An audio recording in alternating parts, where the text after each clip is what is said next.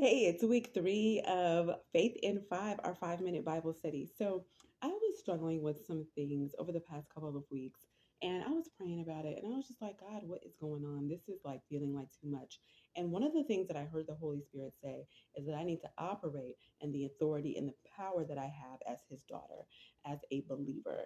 And so, I just wanted to spend some time talking about that this week. That is what I felt led to just kind of share and talk about together this week. So let's look at Matthew 8, 5 through 13. So this is when the centurion, who's a Roman soldier, he is not a believer by any stretch, right? So we would think. And he comes to Jesus and he said, listen, my servant is sick. He's about to die. He needs to be healed. And Jesus says to him, okay, well, let's go. I'll go with you and, we'll work it out. And he's like, no, no, no. All you have to do, this is what the Roman soldier says to Jesus. All you have to do is say the word and he'll be healed because I'm a man who is in authority and I'm under authority. I have people under me and I have people over me. And I understand that when they speak, I move. And when I speak, they move, those who are under me. So just speak it and I'll believe it. And his faith was so huge, was so powerful, was so poignant that even Jesus marveled and was like, oh my gosh, I can't believe that this Roman soldier has this much faith.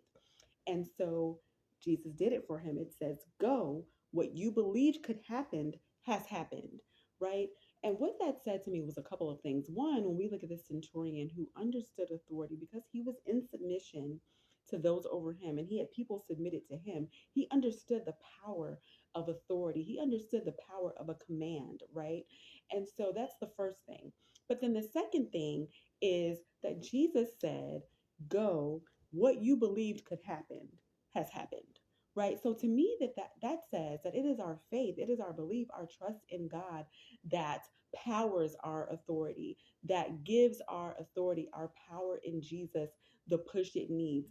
That is why it says in Mark 11:23, you can say to this mountain, may you be lifted and thrown into the sea, and it will happen.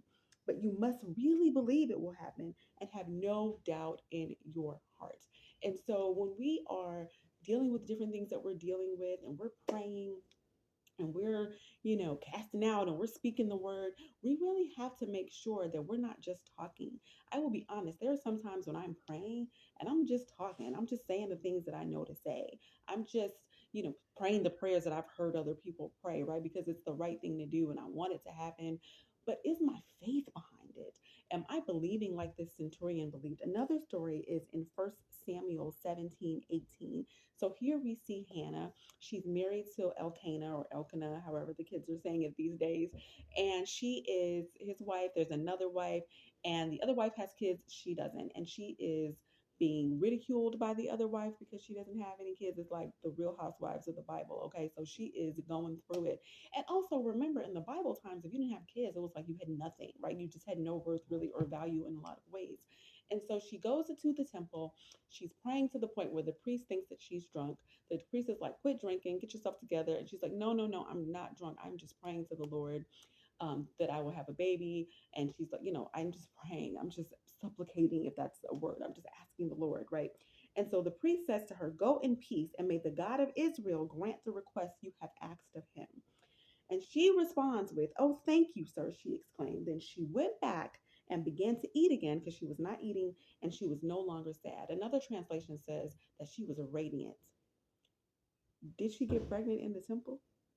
No, she wasn't pregnant yet. And this is what one of my favorite pastor, Joanne Rosario, said. She's like, she was not pregnant yet.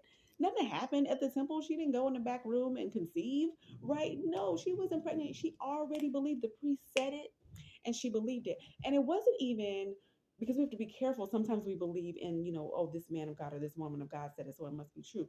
No, this guy, I mean, his sons were tripping. His sons were robbing the temple and treating the people bad and committing sacrilegious things and all this other stuff. So he wasn't like God had already told him through Samuel that his family line was out, like they were going to die early and all these other things. So this wasn't like some, special, Superman of God priest, right? She believed God. And it so happened, then she got pregnant and then had additional children, right? And so we have to make sure, I have to make sure that when we are praying, when I'm trying to exercise the authority that God has given me, it's not authority if I don't have faith, right? It's not power if there's no faith behind it. So our action step for this week, for you and for me, is to ask the Lord, where do I lack faith? What areas of my life am I? Because sometimes we can be really strong in our faith in one area, and in another area we're like, oh no, it's not looking good, right? And so, in what areas do we lack faith? And then how can I make sure that my faith abounds, that it is bigger than it really that than it needs to, that is as big as it needs to be, right? That's all we got for the day. You make it a great day, and I'll see you next time for Faith in 5.